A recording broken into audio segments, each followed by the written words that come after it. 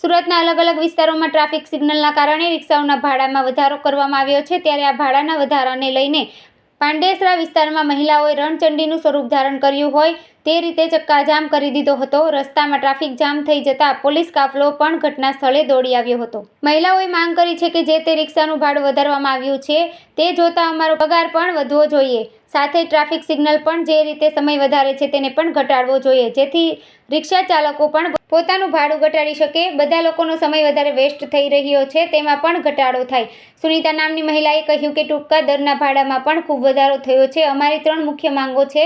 રિક્ષાના ભાડા ઘટાડવામાં આવે, અમારો પગાર વધારવામાં આવે અને ટ્રાફિક સિગ્નલ પર જે લાંબો સમય છે તેને પણ ઘટાડવામાં આવે। આજે અમે 150થી વધુ મહિલાઓએ અહીં હલ્લાબોલ કર્યો હતો। જો કે પોલીસે આવીને मामलो शांत कराव्यो हतो, परंतु हमारी मांगणियों यथावत ज रहेशे। सुनीता सेंधन, क्या समस्या है? हमारी यही समस्या है कि सिग्नल थोड़ा कम करे और रिक्शा वाले की भाड़ा जो बढ़ गया है तो हमारी सेठा ने भी भाड़ा बढ़ाना चाहिए, पगार बढ़ानी चाहिए, क्योंकि हमको भी पोसाए और रिक्शा वाले को भी पोसाए।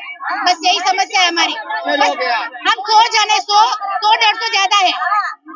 और क्या क्या मांगे आप? हमारी तो 2-3 ही मांगे, सिग्नल कम करे और पगार बढ़ाए और रिक्शा वाले में 3 ही जन बैठे, आगे कोई नहीं बैठना चाहिए। आगे आदमी बैठे चले लेकिन लेडीज नहीं बैठना चाहिए।